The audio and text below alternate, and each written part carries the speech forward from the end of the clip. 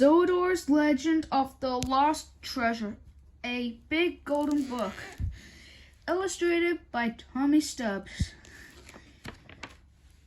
It was a sunny day on the island of Sodor. A perfect race, thought Thomas, for racing Birdie. Express coming through, he peeped as he sped past Birdie. The passengers inside his coaches, Annie and Clarabelle, bounced about like peas in the frying pan. You know that Sir Tomhead doesn't approve of you racing. Nonsense. I'll always be Sir Tomhead's number one engine, Thomas puffed. My branch line is the most important part of the whole railway. On the other side of Sodor, Marion, the railway steam shovel, traveled through Alsburg Junction. A new branch line was being built between Alsburg Harbour and Harwick. Suddenly, Marion saw something she couldn't believe. Tiny little engines. A brake van named Toad laughed. Haven't you seen the miniature engine before, Marion? He introduced Marion to Mike's Rex and Bert. They were very small engines who helped take heavy goods to the big engines. Marion was sure they were magical. I bet they make wishes come true, she thought. The next morning, Thomas was waiting to bring Gordon. Gordon was ready to wait for Thomas to bring him his coaches, but Thomas was still being very cheeky after his race with Bertie, and he sped off with the coaches himself.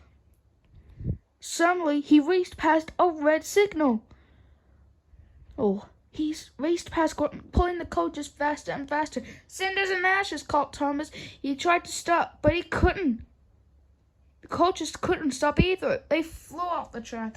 Sir Topham Hatt was not very happy what Thomas had done. He ordered Thomas to work on the new branch line for Alsburg Harbour up to Harwick. But what about my branch line? Thomas wondered. Just then a new tank engine named Ryan rolled up. I was invited to look after the branch line. Ah, Sir Topham Hatt said, my new tank engine is here. Thomas couldn't believe it.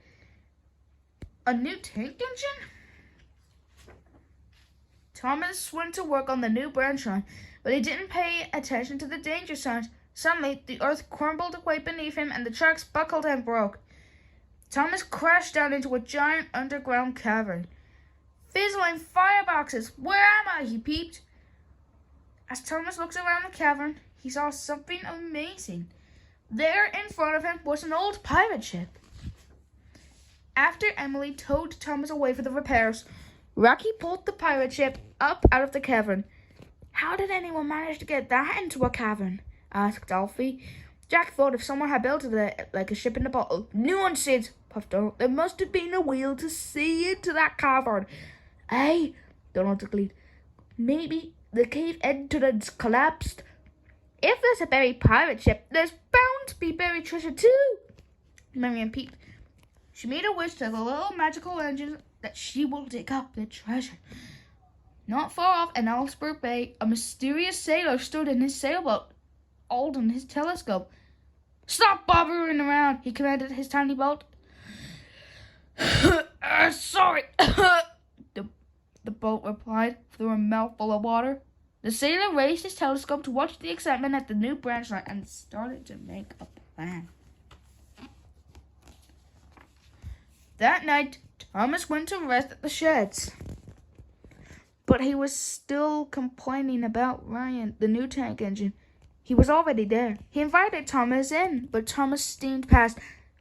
I'd rather sleep on a siding by myself, he puffed grumpily. Thomas rolled into the darkness. As he settled down, he heard rustling sounds. He looked up and saw a ghostly ship glowing in the dark. Thomas followed the eerie sailboat. A ghostly figure stood upon its deck. It glided past the danger sign right up to the edge of the hole that led into the cavern. That was when Thomas realized it wasn't a ghost boat. He's got wheels!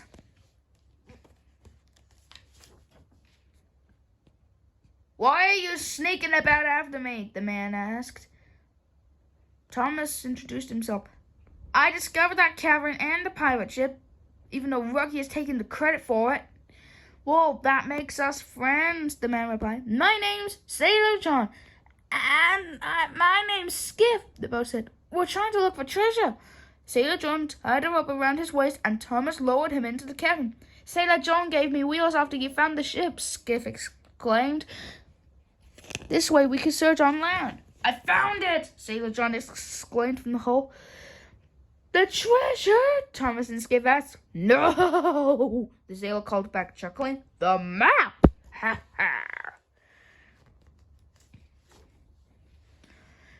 The sun was rising as Thomas returned to the new branch line. Ryan called to him. "Thomas, did I see you with a sailboat?" "No." Thomas peeped. "No, you didn't." "I guess it was just a dream," Ryan said.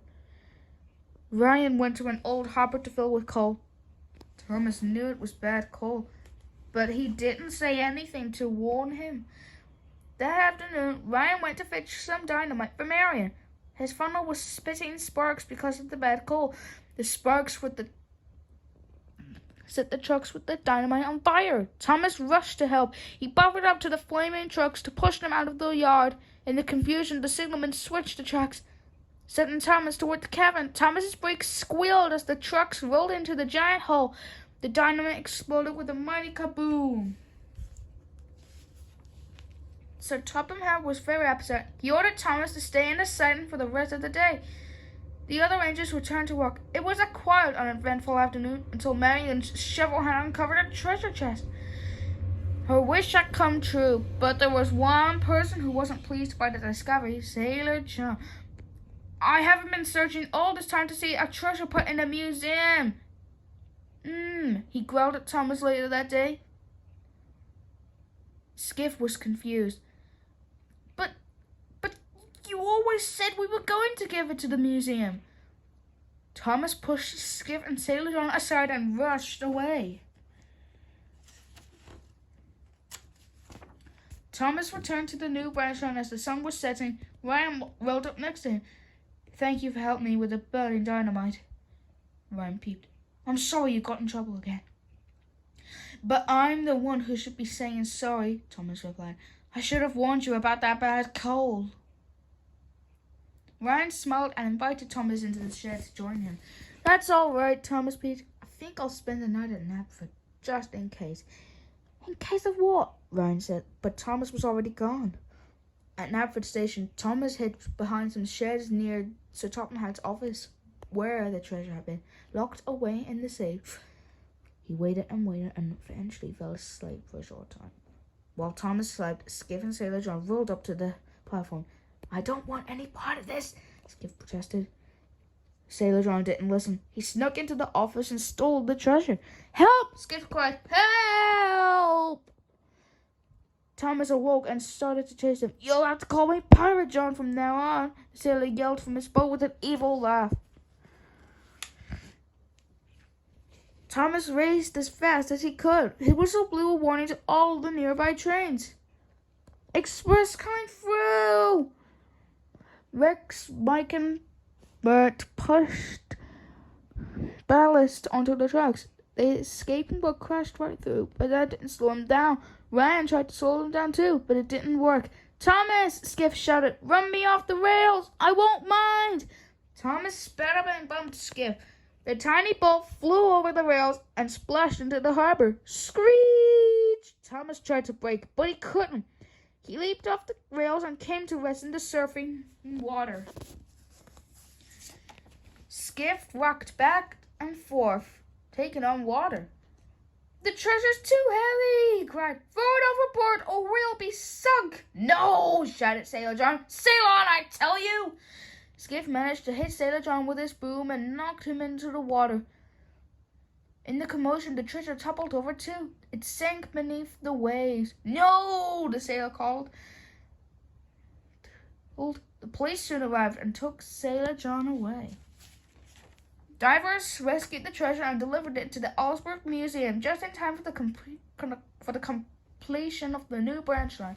"My engines are much more important to me than any treasure," said Sir Topham Hatt, "and you, Thomas, are my number one engine." He let Thomas through and break the ribbon, opening the line. Thomas was very happy to be such an important and really useful engine. He blew his whistle, and all the engines cheered.